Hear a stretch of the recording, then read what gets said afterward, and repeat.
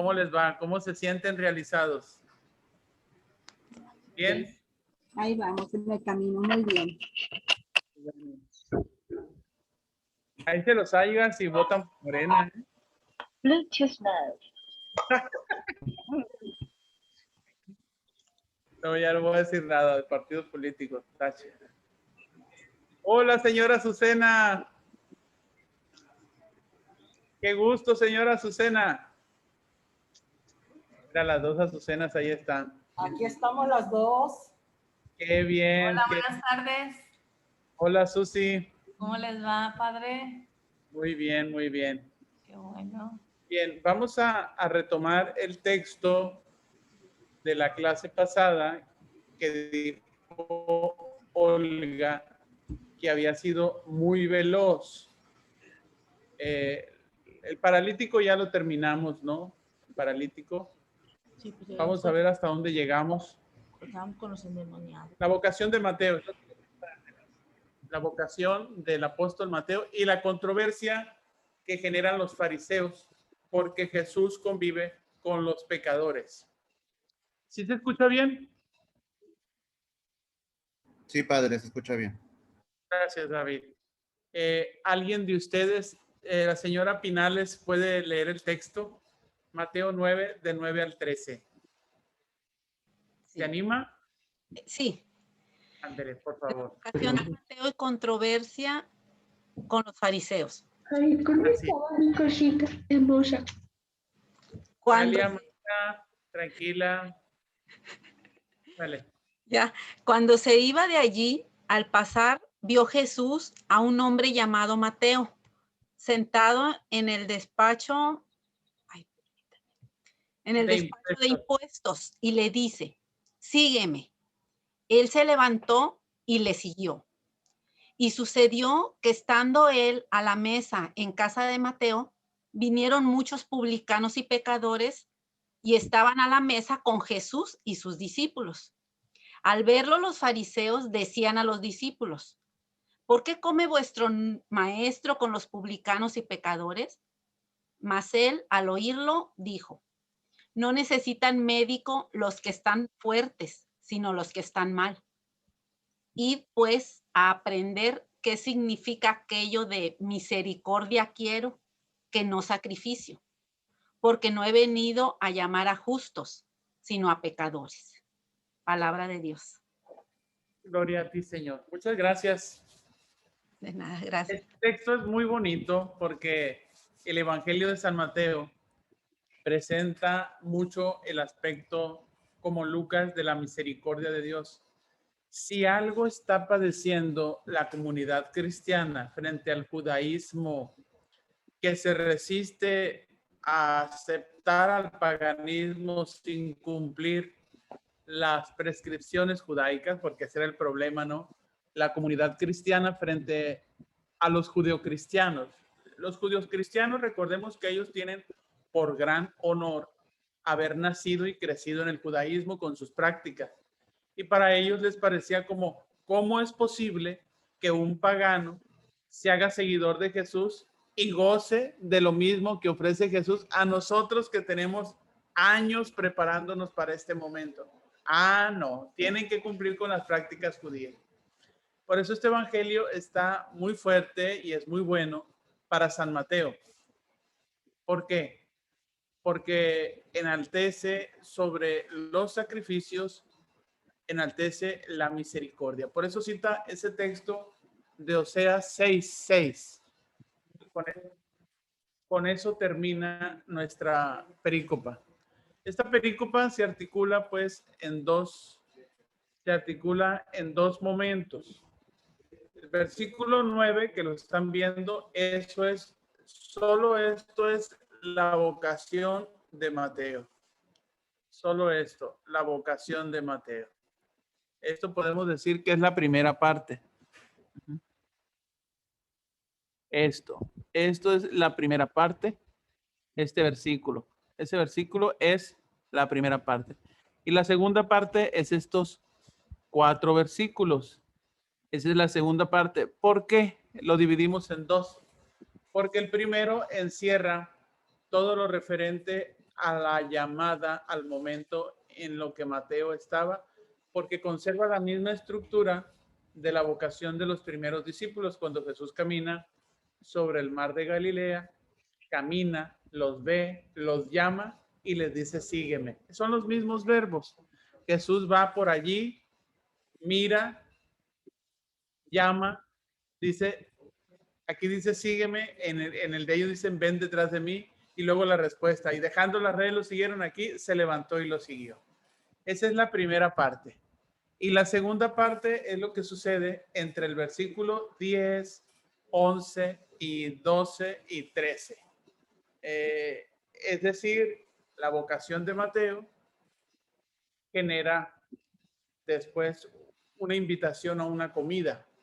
Y los fariseos se extrañan de que Jesús conviva con los publicanos. Entonces Jesús saca su enseñanza sobre el tema de la misericordia. Para Jesús es más importante la misericordia que el priorizar cumplimiento de reglas judías. Para él es más importante la persona que seguir a la letra una ley que sin corazón, sin espíritu, hace un lado la necesidad de una persona. Entonces ténganlo presente porque voy a pasar a la siguiente diapositiva. Vean ustedes entonces nuestro texto de la vocación de Mateo se divide en dos partes. La vocación de Mateo y en segundo momento la comida con publicanos y la controversia con los fariseos. Vamos iniciando entonces nuestra explicación. Ahí están las dos partes en lo que estamos ahorita viendo. La llamada de este hombre, Mateo, y la comida y la controversia suscitada por un grupo religioso. Nos vamos a detener ahora en la vocación.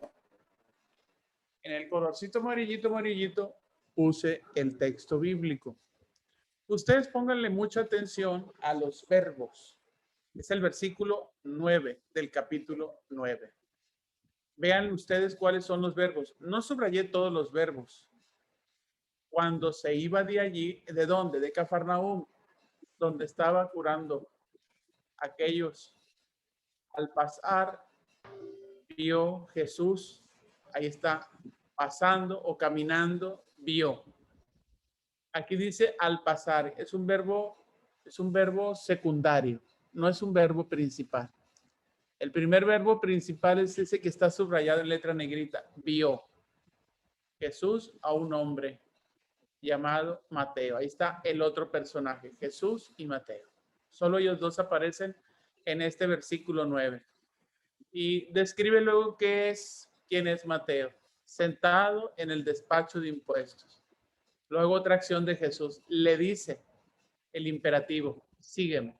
Luego la respuesta de Mateo, se levantó del banco y lo siguió. Lo siguió porque Jesús iba por allí pasando y lo siguió. Muy bien. Llega a esa ciudad Jesús, Cafarnaúm, donde había curado al paralítico judío. Él lo hizo caminar. Luego, estando allí, Jesús camina y dice, vio a un hombre. El paralítico curado ha ido caminando, se fue caminando.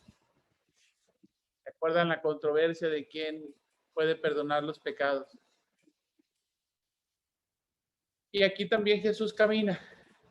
Aquel camina y Jesús camina, pero este publicano está sentado, está detenido. Jesús es dinámico. Jesús pasa y ve.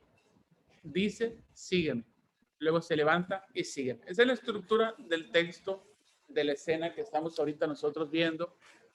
Generalmente, cuando nosotros vemos todo esto, nos imaginamos rápido la escena, nos imaginamos el cuartito, la oficina, el estanquillo, lo que hacía Mateo. Y Jesús pasó por allí. Y Jesús no lo conocía o por qué lo llamó. Si era una persona, ahorita vamos a ver quién era. Pues miren, el mirar de Jesús. Vamos deteniéndonos El pasar. El pasar de Dios es que Él va destinado a hacer la voluntad de Dios y va de itinerante. Pero la acción principal es que vio, miró. No solo Jesús mira a los enfermos, sino aquí también Jesús mira a un hombre. El mirar de Dios, en primer lugar, cuando Jesús mira, expresa el interior de la intención de su alma, de sus decisiones. Cuando Jesús mira, Jesús comunica una intención, comunica una elección. Aquí mira y expresa autoridad. Autoridad que elige, autoridad que decide, autoridad que domina cada situación. Haz de cuenta, como dicen, va el cerebro ubicando y de repente ¡tuc! Se detiene la computadora, la inteligencia, la cámara y se enfoca allí. Me llamó la atención esto. Y el hecho esto de que Jesús mire, vea y se detenga allí, no es algo como de casualidad. No es algo casualidad. Eso es parte de la elección, porque mirando mucho, Jesús se detiene en ese tipo de personaje. Haz de cuenta que Jesús va caminando por la humanidad, no conoce los poblados de las calles y ve mucha gente. Haz de cuenta que Jesús viene aquí. Yo vivo aquí en el centro. Aquí vivo en el centro de Culiacán, el centro comercial, donde hay todo eso. Haz de cuenta que Jesús viene y camina por donde está el mercado, donde están las calles más transitadas. Y Jesús de repente va viendo a todas las personas, mira a Jesús, sus rostros. Como buen psicólogo, Jesús define sus semblantes, define el estilo de vida de cada persona. Y Jesús dijo, me falta uno como este hombre, me falta uno como Mateo. Entonces, aquí ya hay una iniciativa en esta elección. ¿Sí? Un momentito nada más.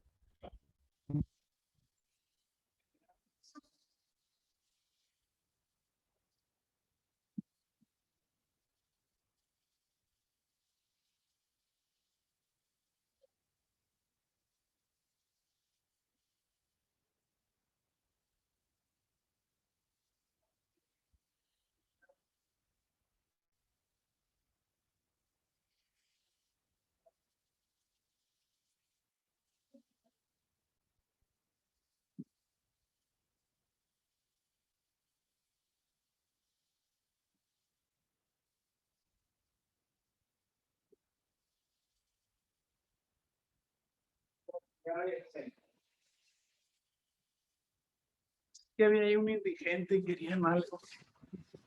No sé. Pues aquí vivo en el puro centro, pues. Llegan todos los días indigentes, me cuentan historias. La gente es bien católica, quieren hablar solo con el Padre. Bueno, bien. Entonces, les decía, esto del mirar de Jesús es algo muy interesante. Ustedes cuando lean los evangelios, deténganse en el mirar de Jesús. De hecho, acuérdense que las bienaventuranzas mucho consiste en la mirada de Dios. El mirar de Dios, eso es sabiduría. De hecho, de ahí está el principio del don de la sabiduría. Mirar como mira Dios las realidades.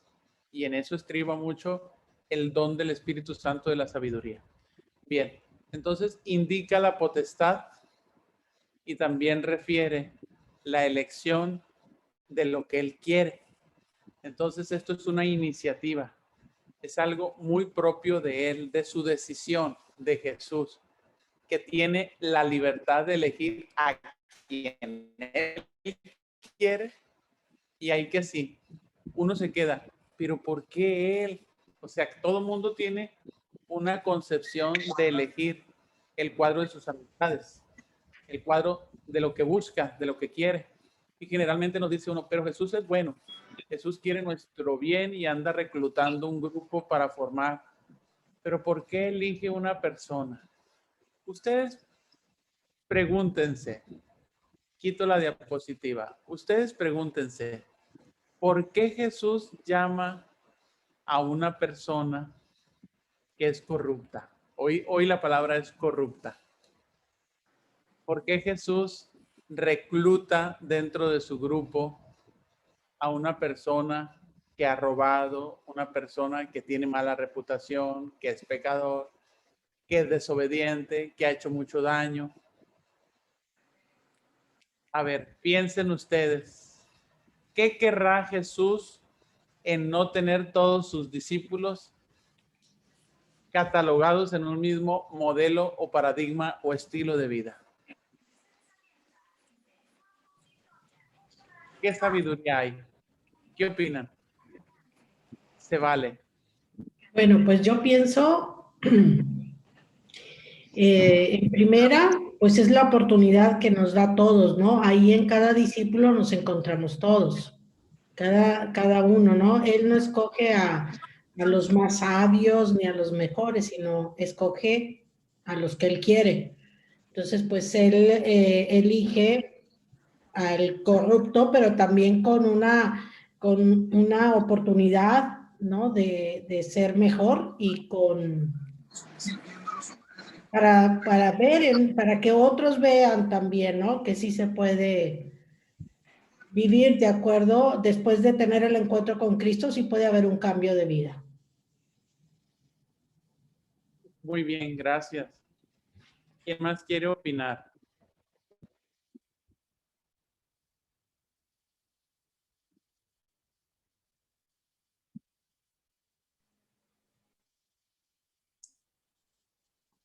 Buenas noches, padre. Sí, adelante. Bueno, mi opinión también es así, ¿verdad? Como es la maestra Olga, pero también yo pienso que es para que las personas tengan un cambio de vida, una conversión. Y pues Jesús nos prepara en ese momento a todos para que nosotros tengamos un cambio de vida. Muy bien, no, está muy bien. Está muy bien. Acuérdense cuando es un viejo lobo de mar y elegido y acepta y cambia, es una persona que podrá entrar en los escenarios de esos estilos donde él anduvo, como diciendo, nadie mejor que Mateo para ir a evangelizar en esos escenarios donde él estuvo. Entonces también no puede tener puros cultuales o puros intelectuales. También tiene que tener gente que en su vida ha sido raspa, así como María Magdalena, pues, que también ha sido en otros rubros donde su vida también se ha equivocado. Porque mucha gente como ellos representan también las ovejas perdidas, que ellos después lograrán ser como los pequeños pastores para sacar a esos que están perdidos como él estuvo un día perdido. Y si todos viven su vocación de acuerdo a su propia historia, a lo que yo antes era y a lo que el Señor me llama, pues mínimo yo siempre ayudaré a las personas de la condición en la que yo estuve antes de que el Señor me llamara. Y como todos hemos estado en diferentes caminos y escenarios, pues algunos ayudarán, por ejemplo, quien haya vivido una experiencia de suicidio, de depresión, y la ha liberado y salido adelante, pues va a ayudar a muchas personas que viven la depresión, el suicidio y todo eso, ¿no? Se va a preparar y va a bendecir a esas personas. Igual una persona que ha estado en la cárcel y es un gran apóstol y es un santo, pues ayudará muchísimo a las personas que sufren, padecen o que viven todas estas experiencias. Igual, pues ocupamos gente, como luego dicen, ocupamos gentes en esos escenarios de estanquillos, hoy se le llamamos de hacienda, ¿no? Y bien, ocupamos que también los ricos, también las personas que son así como, pues como era Mateo, seguramente por su vocación, una persona muy lista en las cosas del dinero y estafador, pues ocupamos que esa gente utilice toda su inteligencia para las cosas del reino de los cielos. En fin, siempre cuando vemos un pecador, decimos nosotros, ese fue su escenario, yo tengo otro, pero también yo tengo mi oportunidad y el Señor también me puede llamar. Y es cuando más bella es la vocación porque no depende de las virtudes de uno, de las cosas que uno hace como méritos, sino es cuando uno dice, estoy por pura gracia de Dios. He resucitado y he descubierto mi dignidad, no de mi esfuerzo, sino de la oportunidad que el Señor me brindó. No sé, muchas de las cosas que ustedes han dicho son ciertas, pero también es importante pensarlas porque lo sigue igual haciendo el Señor hoy en nuestras vidas. Sigue llamando a gente que no tiene perfil, que no tiene dignidad, que ha hecho muy malas cosas. ¿Sí? Yo pienso que la comunidad judeocristiana de San Mateo estaba perfilada mucho por ese tipo de personas como Mateo, que cambian, pero de repente no tuvieron iniciación cristiana, no tuvieron prácticas religiosas, escuela de conocimientos, de méritos como los judíos, y esto les hacen el feo, porque precisamente esa es la controversia que sale después, porque Jesús convive con los publicanos y pecadores, y por eso Jesús termina, dice, aprendan lo que significa misericordia quiero y novedad cultural, ¿no? Así de rezar y de rezar. Entonces es muy interesante toda la sabiduría que el Señor, porque nuestra vida pues la seccionamos así, desgraciadamente o afortunadamente. Bueno, ¿alguien más quiere opinar? Bueno, vamos a seguir. Vamos a seguir y vamos a ir viendo muchas cosas interesantes. Bueno. Padre, yo quería... Sí, mi amor, me voy bien. ¿Y tú dónde estabas? Diga, señora. Fuerte. ¿Yo puedo? Sí, claro. Yo quisiera decirle cómo Jesús era como una cosa increíble de contra la corriente, se puede decir, Padre, porque uno esperaba que fuera con los buenos, con los que eran dignos de él, pero él hace exactamente lo contrario que uno dice, no puede ser que Jesús esté pensando así. Era como una cosa contra la corriente de lo que piensa una persona como nosotros, pero él, como siendo Dios, sabía que podía sacar de aquello mucho más de lo que era, pienso yo. Sí, pues Jesús como verdadero Dios y verdadero hombre, trata de darnos paulatinamente y progresivamente y por ambientes de lo que vive cada persona, dar a lo que le falta a cada persona, tanto a los buenos que están convirtiéndose como a los que están opuestos o se resisten a los cambios. Y Jesús nos va mostrando cuál es el camino. El camino es la misericordia, lo que hay en este texto, la oportunidad de cambiar. Bueno, vamos a seguir, ¿sí? Vamos a seguir. ¿Iba a decir algo, Georgina?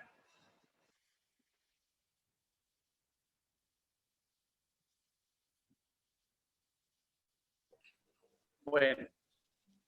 Todo bien, padre. Gracias. Entonces, gracias. Entonces, no hay méritos en la vocación. Es una autoridad única de Dios, lo que Él permite que llame a uno o elija a otro. Pero la respuesta que ellos dan, la forma inmediata como asumen la mirada de Dios, es también paradigmático porque nos dice, muy a pesar de cómo son, lo importante es que ellos responden rápido, captan, ¿no? Vio Jesús a un hombre llamado Mateo. Mateo es así atribuido en los evangelios. Este texto aparece en San Marcos en el capítulo 2:14. Aparece en San Lucas en el capítulo 5:27. Ellos hablan del segundo nombre, Leví. Aquí habla solamente del nombre de Mateo. Mateo significa, del hebreo al español, significa don de Dios, don de Yahvé. Es un nombre propio, Mateo. Y aparece así en la lista de los 12. El hecho de que tenga dos nombres, Mateo de Leví, algunos dicen que no se llamaba Leví, otros dicen que sí tenía dos nombres, y otros dicen, ¿por qué si Simón Pedro tenía dos nombres, entonces por qué no aparece Mateo de Leví? Bien, Entonces, el por qué tiene dos nombres, algunos dicen, no, es que no pudo hacer Leví para no confundirlo con el de las tribus de Leví, y era mejor, que era, otros dicen, no, es que era de la tribu de Leví, por eso es levita, como el apodo, sería el apodo nada más eso. Al fin, que no hay nada claro, solo son explicaciones hipotéticas de por qué Leví, ¿sí? Por eso dice, sea como fuere, el nombre es que es un servidor público, el encargado de recaudar los impuestos. Es un servicio que presta en arrendamiento por parte del imperio de la región. Es un servidor de Roma, ¿sí? ¿Quién era un recaudador de impuestos? Pues en primer lugar, no es una persona apreciable. Es una persona, lo contrario, despreciable, por las razones siguientes. Es un cobrador. Cobra sobre el suelo y sobra sobre el per cápita, sobre los bienes de cada persona y lo que consiguen sus cosechas. Y los romanos obligaban suelo a los pueblos que tenían el dominio de Roma. Y ellos tenían que pagar esas tasas a Roma. Entonces, esos funcionarios encargaban o arrendaban su mesa al mejor postor, al que mejor ganancias tuviera. Entonces, los publicanos obtenían mejores ganancias y por eso ocupaban esos puestos. ¿Y cómo lo hacían? Pues ahí dice, explotando al público, alteraban las tarifas para poder que les entrara más dinero, ¿sí? Adelantaban dinero a quienes no podían pagar, tipo préstamo, y después se los cobraban y les metían intereses, entonces la gente les debía más. Pero sobre todo los recaudadores de impuestos pues son despreciables porque colaboraban con los romanos. Eran más tenidos dentro de los judíos como personajes más de parte de ellos que de parte de la nación, traidores y ladrones. Y no poseían derechos civiles entre los judíos. La gente los evitaba porque ellos tocaban el dinero, van a ver ustedes. Ellos, los judíos, los recaudadores de impuestos, dice un texto que se llama la Mishnah. ¿Qué es la Mishnah? Ahí está. La Mishnah es una colección escrita de todo lo que se transmitía oralmente, la Torá, ¿sí? Es la primera obra importante de los rabinos, de los judíos, la Mishnah. Y las Mishnah son esos escritos. Y ellos dicen en la Mishnah que por su conocida tendencia de actuar con artimañas, cobraban, se asemejaban a los ladrones. ¿Por qué? Pues por lo que les digo, alzaban las tarifas y si prestaban con anticipación para que no tenían, luego cobraban intereses muy altos. Conseguían tener las ganancias del arrendamiento que tenían que entregar a fin de año y a veces daban más. Y se conseguían esos puestos, pero sí robándole a la gente. El contactar, tocar monedas grabadas con imágenes del emperador, incluso con inscripciones blasfemas para la religión, el hecho de casi besar el dinero, más bendito dinero que me cayó, pues se les equiparaba como los idólatras, porque no tendrás otra imagen fuera de Dios. Dice la Mishnah que si un recaudador de impuestos entraba en una casa por ser una persona que siempre está con lo profano, la casa quedaba impura, porque era una persona pues alejada de Dios. Dice que un hombre de tal condición haya sido convocado por Jesús para seguirlo, o sea, una persona de esa calaña, es algo muy significativo para nuestros lectores del Evangelio. ¿A dónde va la reflexión de este llamado? El llamado, como les dije, puede preparar a muchas cosas de lo que ahorita estamos nosotros, a muchas cosas. Otra de las cosas de la vocación es que Jesús, llamándolo a Mateo, él trae consigo otra perspectiva, y es la perspectiva de la misericordia. ¿En qué sentido? Porque él sabe con su poder sacar un bien de todas las formas que están mal y regenerar al que no tiene.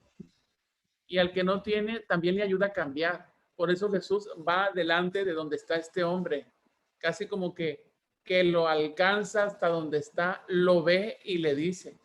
Y la invitación es como diciendo, necesito una gente como tú, porque hay mucha gente que ha dado el cambio como tú, y yo necesito que una gente entable relación con los que como tú han tenido que tener un cambio de vida. Quiero que seas ejemplo y quiero que ayudes y acompañes a tanta gente. Vive tan coherentemente que ayude a los demás a hacer posible y creer que es posible un cambio, porque lo más importante es la misericordia. Tú no te merecías nada, ni eras judío observante, y no obstante, la elección y la misericordia te dio vida, te cambió, ¿sí? O sea, eso es importante. Entonces Jesús lo llama y le dice, sígueme, akoluzeimu, como había dicho a los 4 pescadores en el capítulo 4. ¿Qué pasó entonces con Mateo? Pues Mateo cambia de paradigma. ¿Cuál era el orden del mundo de él? Pues era un mundo socioeconómico, por un tipo mesianismo, el mesianismo mundano, que es del emperador, y ahora por otro tipo de mesianismo, que es el mesianismo de Jesús, que es un mesianismo no de control, no de búsqueda de tesoros, no de enriquecimiento ilícito, sino de gratuidad. De gratuidad. Bueno, vamos entonces a ver de que esta novedad de Jesús es interesante cuando el Señor explícitamente le dice, sígueme. Sígueme. ¿Qué significa cuando Jesús mira y Jesús sabe quién es y Jesús le dice, sígueme? Es un tiempo presente y es en el modo imperativo del griego.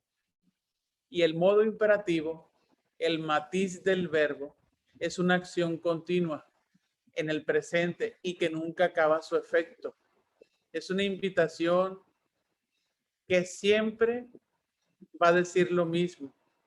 Sígueme ahora, sígueme, como es un llamado permanente, como esa acción continua, es sígueme todos los días, sígueme siempre, es lo que quiere decir. Por eso uno cuando ve los textos vocacionales, como el de Mateo, y lo vuelve uno a leer, y se mira uno en Mateo, y escucha uno la invitación de Jesús que dice, sígueme, pues uno renueva su respuesta de que no es de ayer, de que no es de un acto heroico, sino es sígueme todos los días, no me dejes, sígueme siempre. Es una acción continua, la invitación todos los días. El Señor te llama, todos los días te dice, sígueme hoy, y mañana te dice, sígueme hoy, solo por hoy, y sígueme siempre. Entonces, el llamado al discipulado es iniciativa de Jesús. La respuesta que espera el Señor es una respuesta actualizada en cada momento presente de nuestra vida. La decisión pertenece en la libertad a quien lo llama.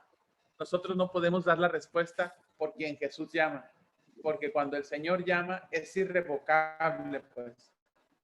Cada quien trae lo suyo, ¿sí? Bueno, ahora bien, si fue un despreciable, si Mateo fue un despreciable, es una persona que hizo muchos fraudes, robos, entonces, ¿qué va a suceder? La gran reflexión. Acuérdense en Lucas 19, Zaqueo también era un recaudador de impuestos. Zaqueo, cuando llegó a su casa y Jesús dijo, Zaqueo, baja pronto porque quiero comer en tu casa. Se sintió tan agradecido Zaqueo que quiso el cambio. Voy a devolver la mitad de mis bienes y voy a restituir 3 veces a los que he robado. Voy a dar la mitad de mis bienes a los pobres y restituir 3 veces, así lo mandaba la ley. Y aquí, ¿qué sucede? No hablamos de una conversión de Mateo. O sea, viene la llamada, está la respuesta. No hay un cambio de profesión que se diga, de un acto de reparación de lo que debía hacer, lo que debía restituir la cantidad defraudada o aumentada tal vez. ¿Cómo puede saber Mateo a quién ha robado todo? Ni él ni los allí presentes lo esperaban. Es por eso que sin más trámite, la respuesta reparadora fue, se levantó y lo siguió. Es decir, por el mismo hecho de abandonar ese estilo de vida, él comenzó un camino de transformación en ser a partir de entonces una nueva persona. Ya tendrá tiempo y es toda su vida para reparar la cantidad defraudada. Ahora en conversión, ahora en gratuidad, ahora a pagar, como luego decimos, a pagar los daños que hemos hecho. Hasta ahí es la vocación. Vamos ahora a la controversia. No sé si vamos bien ahorita. ¿O hay alguna otra pregunta? Sí, bien. Gracias. Vamos bien. Bueno. Como dijo un chamaquito, un seminarista, ¿sigo o continúo? Es lo mismo. Bueno, entonces sucede que estando él a la mesa, en casa de Mateo, vinieron muchos publicanos y pecadores y estaban a la mesa con Jesús y sus discípulos. Luego dice el texto,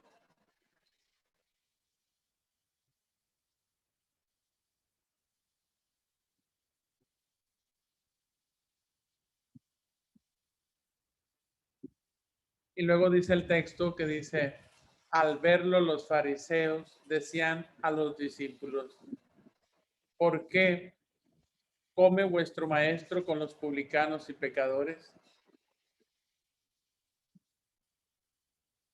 Fíjense muy bien ustedes. Al oírlo dijo, no necesitan médicos los que están fuertes, sino los que están mal. Ir y aprender qué significa aquello de misericordia quiero y no sacrificios. No he venido a llamar a justos, sino a pecadores. Yo siempre he visto el versículo 13 como una invitación que les hace a los fariseos Jesús a ser discípulos suyos.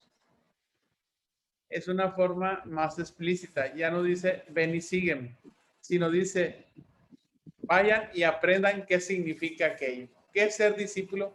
Aprender. Aprender de un texto que ellos debieron haberlo leído bien, que es Oseas 6. Y entonces, porque yo no he venido a llamar a los justos, sino a los pecadores. Bueno, tras la llamada de Mateo, Jesús se presenta y la gente está por la posición de la mesa, la gente está reclinada, ¿sí? Reclinada al suelo y con el pie estiradito. Lucas indica que la casa es la de Mateo. San Mateo realmente no dice de quién es la casa. Dice, sucedió que estando él a la mesa, dice, en casa de Mateo. En la casa de Mateo. Los fariseos lanzan una pregunta a los discípulos. Califican a Jesús como su maestro.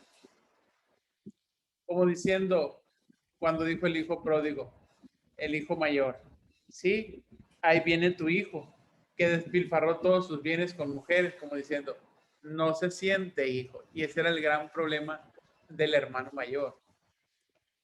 Porque el padre le hace fiesta a aquel que era pecador, le falló tanto, el hermano menor, y está ahí el fariseo.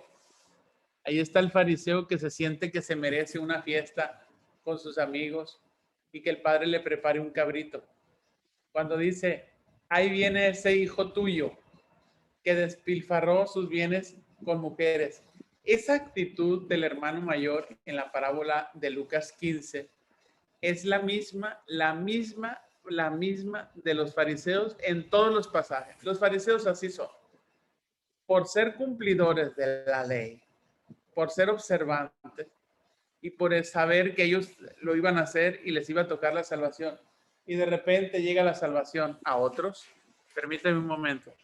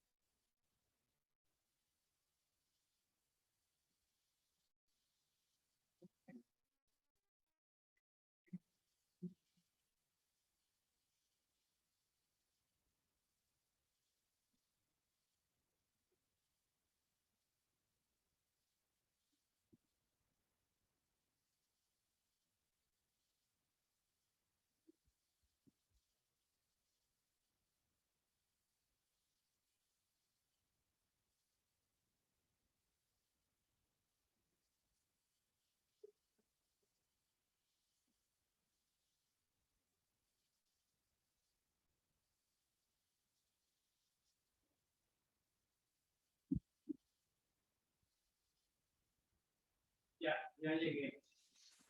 Disculpen.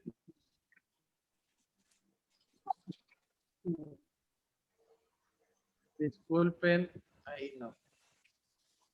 Era la historia de un... Es que les comparto, es que estaba la historia de un señor que ahorita estaba aquí yo en la clase y me buscaban y pues yo no estaba. Le dije, pues tenía una clase y les dije, Martita, algunos feligreses, platiquen ustedes con él. Y ya les contó la historia que era un hombre de Veracruz que estaba aquí en Culiacán y que le mataron a su mamá. Y después de haberla matado, la encajaron muchos cuchillos y todo eso. Traía las cenizas de su mamá. Entonces no hallaba cómo regresar. La situación esa, ¿no? Porque si la niña que trae, que es su hija, anda por aquí, si no tiene, pues la violan y todo eso. Entonces se juntó ahí cooperacha como de 1900 para que se vaya, pues, para que regrese a su tierra. Y bien triste, pues le mataron a su mamá. Y le dije, ayer vino otro señor, estuvo todo el día esperándome y lo escuché. Y dije, dinero, no, ya me dice, yo soy de Jalisco, dice, y me trajeron a trabajar aquí a Culiacán en albañilería. Pero cuando llegué me cambiaron la pichada, no era albañilería, era estar en el trabajo de una de esas de donde cuartada de mujeres. Y el que me contrató, en cuanto llegué yo, lo mataron enfrente de mí, me tuvieron encerrado, estuve 11 meses, dice, vengo saliendo, y así todas las historias. Quieren dinero pues para irse, están huyendo. Y así hay muchísimo, todos los días aquí. Entonces, pues uno dice, pues no es banco para ayudarle a tanta gente. Pero está bien difícil, los de Ciudad Victoria, yo sé que está muy difícil su situación, ¿no? Que ya hay arrestos de su gobernador, ¿no? Que finalmente sí. Complicada la situación. Sí. Hay mucha necesidad de amor. No queremos vivir bien y hacemos las cosas mal. Por eso es la oportunidad que Jesús da a la persona que anda mal, pues, para que recapacite. Dios, como dice Ezequiel, Dios no quiere la muerte del pecador, sino que se convierta y viva. Pero Jesús se la juega. Es una moneda al aire confiar en una persona que no sabemos si te va a traicionar. Es un riesgo, pues. Jesús riesga por nosotros. Bueno, estamos aquí en este texto, pues, de la controversia. ¿Sí se escucha? Sí. Ah, muy bien. Muy Sí. bien. Ok, entonces seguimos. Entonces están allí ahora comiendo muchos publicanos, pecadores en la mesa y con Jesús, y también sus discípulos ahí están. Como no sé si Jesús quería que convivieran sus discípulos con gente que era afín a Mateo, y Mateo seguramente los invita, pero Mateo está convertido. Y seguramente muchos publicanos y pecadores están allí por el título de los fariseos, pero son personas que ya hicieron su cambio, pero tienen la etiqueta de su vida de lo que eran antes y están allí. Entonces los demás los juzgan como personas que anduvieron mal y ahora están aprendiendo a convivir, a aceptarse. Están aprendiendo a misericordiar. Entonces Mateo había estado sentado en el banco atendiendo esos negocios sucios de dinero. Ahora él está reclinado en la casa.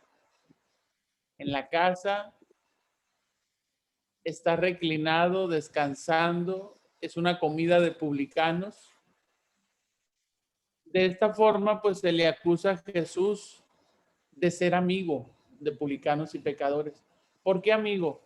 Porque estar en un banquete con otra persona es el signo de declararle la amistad a la otra persona, de ser una comida compartida. Entonces aquí la cuestión es esa. ¿Por qué Jesús comparte la mesa con publicanos y pecadores, sino antes exigirles un cambio radical de conducta, de profesión? Jesús los invita y Jesús les exige nada más que cambien. Pero el cambio no es lo primero. Lo primero es generar en ellos confianza. Y conforme en ellos existe la confianza, se los dije, es una moneda al aire. No sabemos si eso va a servir para bien, que la persona agarre la onda, recapacite. Mientras eso sucede, los fariseos lo están criticando. Porque sus maestros, es decir, no es el nuestro, es el de ustedes.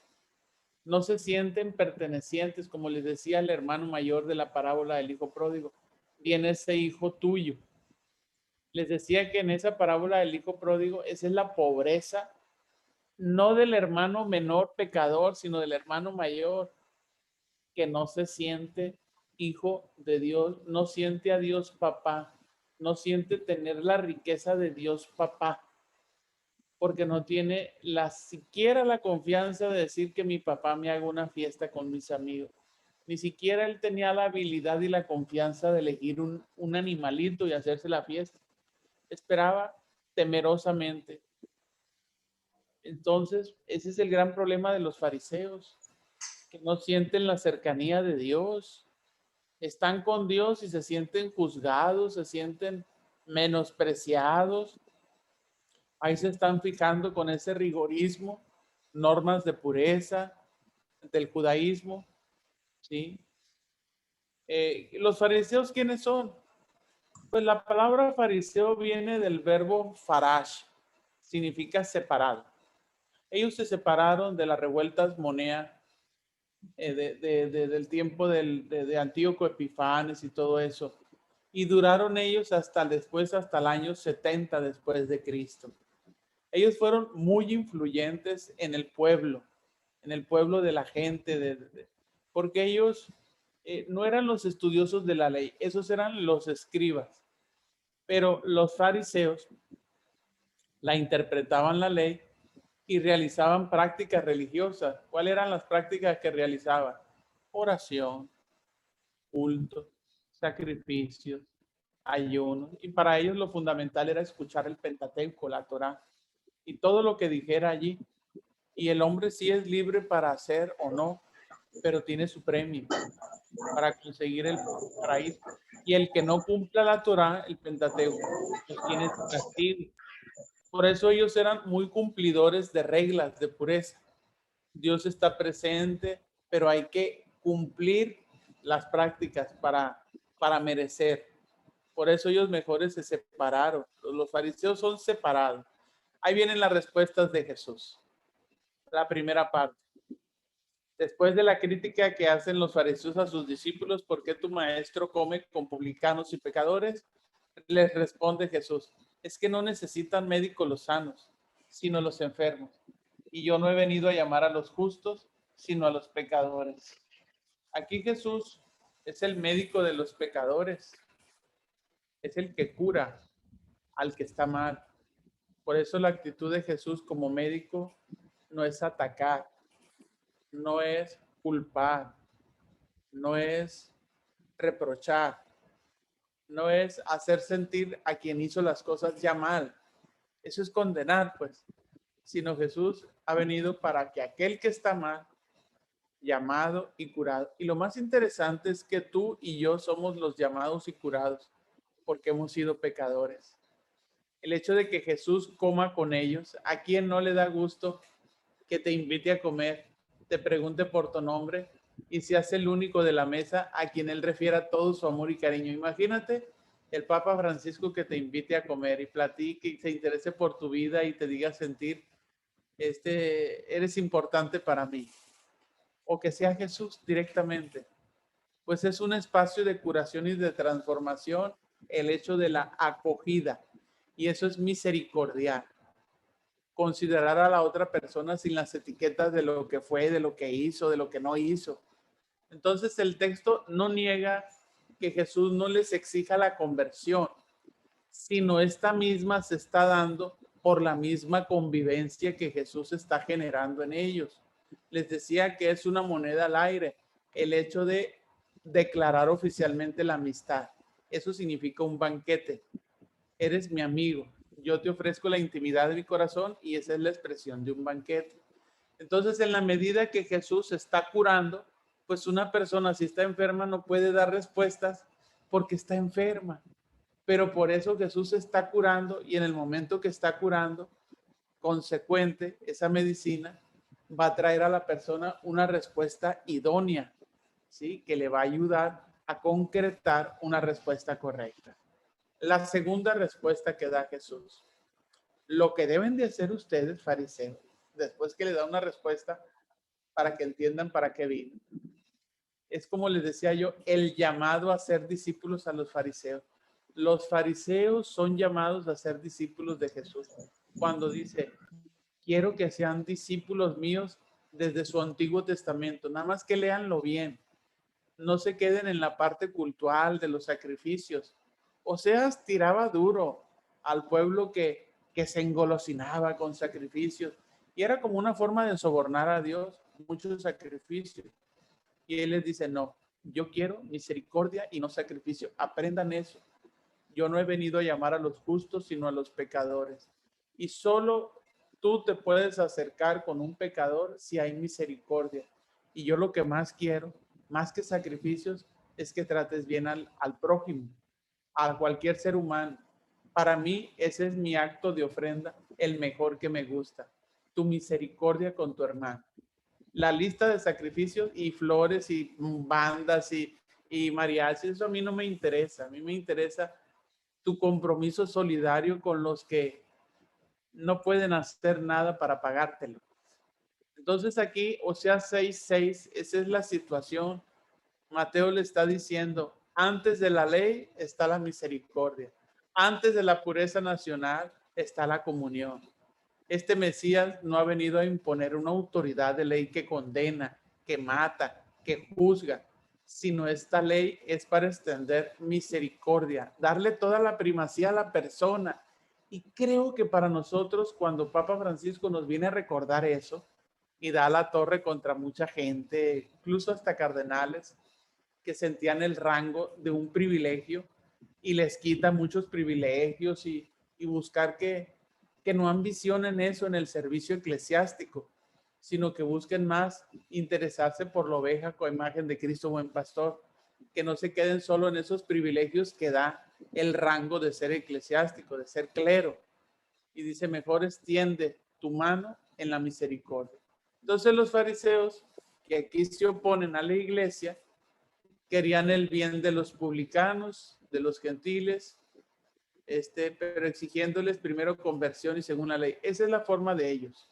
Ellos piden primero que se conviertan y después para que les den las mieles de Jesús. Y Jesús dice, no, yo les ofrezco el pan, yo les ofrezco la palabra, yo les ofrezco mi amistad, les ofrezco mi confianza, les ofrezco el calor humano. Y en la medida que se genere eso, esa amabilidad, ese encuentro, vendrá lo siguiente. Porque díganme entonces, ¿cómo un pecador con la mentalidad judía, cuándo se va a acercar a Dios si es un pecador? ¿Verdad? Entonces, Oseas 6:6, pues en contexto ese texto, pues es un médico que viene a curar. Y la expresión misericordia quiero más que sacrificios es lo que está diciendo, que la misericordia es primera a todas las demás exigencias, a las cultuales, que son las más importantes y estipuladas en la alianza, el sacrificio. Y comer con los pecadores es un acto de misericordia, de buscar salvarlos, aunque ritualmente le haga impuro. Jesús arriesga a verse impuro porque interpreta la ley en clave de misericordia, en clave de misericordia. Bien, como ya hemos visto, entonces Jesús no viene a abolir la ley. El cumplimiento que le viene a dar a la ley es que hay que mirar que la ley no es para castigar y la ley no puede desligarse del amor al prójimo porque Dios es amor. Entonces, amar es cumplir ya plenamente la ley y no irse por la tangente. Cumplir la ley es yo ofrecerle a Dios sacrificios. Amar ya es cumplir plenamente la ley. Creo que eso es importantísimo para entender en esto de San Mateo. Este texto de la vocación de San Mateo a mí me parece que es central en esta parte de los milagros de Jesús y hasta lo que ahorita hemos venido viendo. Es como fundamental. Citando Jesús a este profeta, pues se opone a esa a esa forma rígida de tratar las cosas de Dios y medir así a la gente. Entonces revela este texto la profunda dimensión cristológica que ellos no han comprendido. ¿Cuál es la primacía? Entonces por eso dice, la consecuencia es obvia. No he venido a llamar a los justos, sino a los pecadores. No he venido a llamar a los justos. Con la predicación del bautismo, él sí se retira, él se separa, él hace definitivamente separación entre buenos y malos. Pero Jean Louis Esca, un biblista que fue mi profesor de Pentateuco, el padre Jean Louis Esca, un jesuita, dice, Jesús no ha venido a separar, Jesús ha venido a curar. La mentalidad de los judíos es separar buenos y malos. No, Jesús es curar a los que lo necesitan. Y esa es la clave de la misericordia. Entonces, en la línea de Mateo 8, 16, 17, donde hay muchas curaciones, está allí Jesús, que él no viene a juzgar, sino viene a poner en marcha un proceso de curación. Y toda esa gente que fue curada por Jesús tiene que tener la misma recepción de acogida como Jesús los ha tratado. Y no rechazar, no condenar, porque así no vamos a ser mejores seguidores de Dios. Entonces queda claro que el estar de Jesús con pecadores en banquete es un signo profético con el que viene a declarar que la comunión de mesa del banquete del reino de los cielos no es solamente para los justos, para los cumplidores, para los de la clase de Israel, sino está abierta la invitación de Jesús a los excluidos, a los despreciados, a los no practicantes, a los traidores, porque la obra de Dios, de Jesús, es que no excluye. Para eso Él vino, para perdonar a quienes más lo necesitan. Primacía a la persona, primacía misericordia, leyes a un lado, leyes litúrgicas, rúbricas a un lado. Primero es atender a la persona. La catequesis, ¿cómo haría de bien si aprendiera esto? Que lo primero es la persona y no castigar. Faltaste tanto, no vas a hacer la primera comunión. Así como si fuera escuelita, pues. En consecuencia, pues en la comunidad no puede haber discriminación ni exclusión. En nombre de Dios, más sobre todo, ¿no? Entonces, esta frase de Jesús condensa la manera como él ve su misión, la misión que recibe del Padre, y les ayuda a ellos a tomar esa conciencia cristológica, que solo teniendo esa apertura de paciencia, de acogida, los pecadores podrán ser tocados por la misericordia y entenderán que son llamados a servir. Vendrá luego la conversión. Entonces aquí Jesús cambia el sentido. No es primero convertirse para recibir la misericordia, sino es la misericordia la que hace a la persona la conversión. ¿Sí? Bien. Entonces cada miembro de la comunidad cristiana, nosotros, yo, pues puedo verme en este evangelio. Soy un pecador invitado a la mesa de Jesús. Yo me confieso, tú te confiesas, y cada uno debe de sentirse acogido y es objeto de ese perdón de Dios que gratuitamente recibimos. Nosotros no somos quien para despreciar, y si te han despreciado, tú tampoco debes de despreciar. O sea, a veces nosotros despreciamos y lo expresamos y lo decimos y nos equivocamos, pero al final de cuentas sabemos que la historia de Jesús conmigo es que yo tengo que aceptar a todos en mi corazón.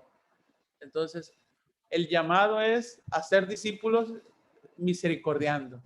Aprender, o sea, la invitación que dice Jesús a los fariseos, aprendan lo que quiere decir misericordia, quiero y no sacrificios, como diciendo, por si en ti, Mateo, te sale eso que no tienes nada de judío y de religioso, por favor, así como yo tuve misericordia contigo, tenla con los demás. ¿Sí? Aprendan, quiero discípulos de la misericordia. Lo que espera Dios de nosotros son esos gestos de solidaridad, más que actos religiosos de persinar y procesiones. Y no se desprecian las procesiones, sino la prioridad, la primacía es solidaridad y misericordia. Y así Jesús nos da ejemplo en esta mesa con pecadores. Y así Jesús cumple la voluntad de Dios. Y así ofrece la habilidad a la misma gente de rehabilitarse. Porque ningún lastimado pecador va a convertirse si antes primero Jesús nos muestra el encanto de la gratuidad de su persona. Así que no esperemos uvas dulces de todo un terreno que ha sido agrio. Primero hay que cambiarlo, acercarse. Y esa es la revelación del Dios de Jesucristo en San Mateo. El Dios de los judíos es discriminador. El Dios de Jesús es de misericordia y no quiere que nadie se pierda. Entonces aquí a Jesús aparece no solo como maestro de misericordia, sino como la encarnación de la misericordia misma. Esa es la esencia de Dios. Esa es la comunidad que quiere Jesús para ellos. ¿Sí? Que sea un espacio acogedor, fraterno, ser capaces de padecer por el otro. Ese es el mejor rostro de Jesús que podemos promover en la evangelización. ¿Sí? Bueno, hasta aquí estamos. ¿Tienen algunas preguntas? ¿Un comentario? Porque de mi parte va a ser esto nada más por el día de hoy. ¿Qué cuentan? ¿Qué dicen? ¿Qué efectos, qué ideas producen en ustedes la reflexión de ahorita de esta vocación de San Mateo? Que no nos imaginábamos todo lo que hay detrás de este escueto y poquito texto. En contexto. Pueden opinar, prender sus micrófonos y decir algo para escucharlo. ¿Qué dice Susi? Le escucho, Susana. Hola, Padre. Pues aquí, primero misericordia y la persona, Padre, como dijo usted. ¿Cómo cambiaría nuestra catequesis, verdad? Si en el centro de nuestras catequesis fuera la persona. Interesarnos por lo que es la persona, lo que siente, lo que trae, lo que quiere, qué es lo que él necesita para así poder hablarle de Jesús, ¿verdad? Muchas gracias. Sí, exacto. Hacer sentir a la persona que es importante para luego entonces yo presentarle a Jesús, de quien yo estoy convencido, pero el otro no. Muy bien. ¿Quién más comparte algunos puntos? Me hubiera gustado estar viva, conocer a Jesús. No sabe usted la cosa que traigo yo así en mi cabeza, que quisiera verle la expresión, los ojos, la mirada dulce, tierna. Es algo que no sé por qué, no me pasó, pero es algo que tengo yo en mi interior. Así de que debe de haber sido una personalidad arrolladora. Ay, no sé. A veces me pongo a pensar, pero pues no tiene uno ni siquiera idea. Fíjese, señora Azucena, qué bonito deseo trae en su corazón, porque en realidad lo es, aunque no lo vean con sus ojos, pero lo sigue siendo él así con nosotros, aunque no lo veamos. En la fe sigue siendo así como usted se lo imagina. Arrollador, de una personalidad tremenda que tiene para todos. Yo pienso que el resultado de un Jesús arrollador es que muchos de los que estamos en una comunidad somos tutti frutis, de diferentes ambientes, de historias muy diferentes. Tal vez nos vemos nosotros las cicatrices de nuestras vidas, pero estamos allí con un amor bonito, porque el que nos tiene es Jesús. Yo pienso que cada respuesta de los feos que estamos ahí en el templo o viéndonos con las caras, porque solo Jesús sabe lo que somos cada quien de los que estamos allí. Quien nos tiene allí es el amor del Señor. A veces se nos olvida ver a Jesús y nos miramos más entre nosotros, que es cuando nos metemos en conflicto. Sí, Padre. Pero sí, a mí también me gustaría haber conocido a Jesús. Y a veces me da miedo porque digo, ¿y si hubiese sido un rebelde como los fariseos? Es cierto. Pues sí, porque acá lo estamos viendo desde otro punto de vista, ¿verdad? Sí, muy a gusto, pero si estuviéramos ahí dentro, es cierto. Sí. ¿Algún otro que quiera participar? Pues yo creo, Padre, que cada día, si este evangelio, al menos yo en lo personal me ha dejado mucho, porque fue un tema tan chiquito, pero sacamos tantas cosas y yo creo que ahí nos hace reflexionar al menos a mí, ¿verdad? Me hace reflexionar y luego digo, pues a veces cuando estamos en el catecismo, en la catequesis, ¿verdad? Que es catequesis, no es catecismo, y que a veces nos quieren que actuemos como un maestro estricto, así como dijo usted, si no te aprendes estas oraciones, no vas a hacer tu sacramento. Y a veces la persona, como a mí yo manejo mucho la catequesis de adultos y me platican esas personas, o sea, muchas, ¿verdad? Casi siempre, dicen, nosotros venimos sedientos, dicen, nosotros venimos porque no conocemos nada, no sabemos, y llegamos a un lugar, pues cuando le da uno una acogida bien, como decimos, hay que ver el contexto de la persona, porque nos toca cada pareja, cada persona, hay quienes no conocen nada, hay quienes traen mucho resentimiento.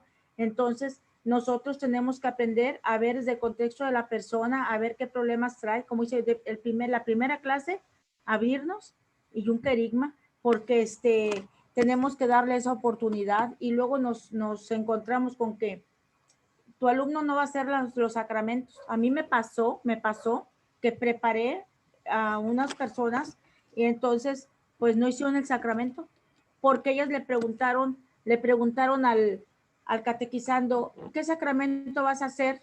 Él era un muchacho que venía de otra religión, entonces él estaba bautizado, pero no tenía confirmación ni comunión.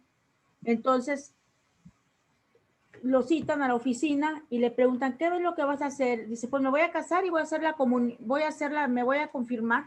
Nada más estoy bautizado, algo así les dijo él. ¿Te vas a confirmar? Sí. Ah, ok. Pero entonces él me dice, va y me dice a mí, dice, oiga, es que yo quiero comer eso, quiero probar eso eso que usted me habla del cuerpo de Cristo y no me lo van a dar. Digo, claro que sí, tú vas a hacer tus sacramentos. Y entonces, pues no, yo voy y hablo con la secretaria, ¿verdad?, de la parroquia y le digo que él va a hacer, yo hasta les había mandado un correo y todo, los sacramentos que él iba a hacer. Dijo, sí, usted nos dice eso, pero él nos dijo nada más un sacramento, porque él no conocía, él no sabía. ¿Y qué pasó con ese muchacho? Pues yo lo tuve que trabajar mucho tiempo porque estuvo muy triste de que decía que él venía, pues que lo recibiéramos bien, ¿verdad? Que pensaba que lo íbamos a recibir como en su iglesia y se topa con ese, pues le dijeron que no, que hasta que se casara, que no iba a ser el sacramento. Y digo, pues yo creo que pues estas clases, como decía hace rato un compañero, es para todo, ¿verdad? Tanto como para el que da catecismo, para el que no da catecismo, para el sacerdote, porque pues nos topamos con muchas cosas, Padre. Y ahorita que estoy viendo este evangelio, digo, pues de veras que tantas cosas que nos quiere decir Jesús, ¿verdad? Por medio de este evangelio y a veces pues no conocemos. Esa es mi opinión. Muchas gracias, Chelito. La verdad que sí. Es como para calarlo y varias veces reflexionarlo, porque a veces nuestra actitud a veces es de rechazo frente a los demás y no de primacía de atender a una persona, sino ya saber quién es y hacerle un lado. Sí. Dios nos ayude porque a veces somos muy complicados, soy complicado y eso nos hemos lastimado tanto por ser ese modo así. Así es, Padre. ¿Alguien más? Porque ya vamos a terminar, les doy la bendición y les voy a pasar la diapositiva, disculpe que no se las pasé la anterior, ahorita se las subo. ¿Alguien más que quiera verle su carita? Marta Mireles, Emily Beltrán, Rosa María Garza, Yasmín, Juani, ya saquen su cabecita, hormiguitas, salgan del hoyo. Desiré. ¿Qué dice Georgina? Rosalba Galindo. Bueno, pues le voy a dar la bendición. Hacen como que la Virgen les habla. Bueno. Señor esté con ustedes. Con tu espíritu. Y la bendición de Dios Todopoderoso, Padre, Hijo y Espíritu Santo, descienda sobre ustedes. Amén. Señora Ernestina Rivas, que descanse. Mira, ahí está mi abuela. Descanse, Padre. Gracias. Buenas noches, Padre. Gracias, gracias. Buenas noches y gracias, Padre. Buenas noches a todos. Bye. Qué Buenas gusto noches, verlos padre. a todos. Igual, gracias. Nos vemos, Hoy no padre. vino la Pati Aquino, Faltó de veras y Juanita. Juanita y la Maura. Faltaron varias. Sale, pues queda grabada la clase. Dios Sí, los bendiga. gracias. Bye. Bye. Gracias. Buenas noches. Dios le bendiga. Buenas noches.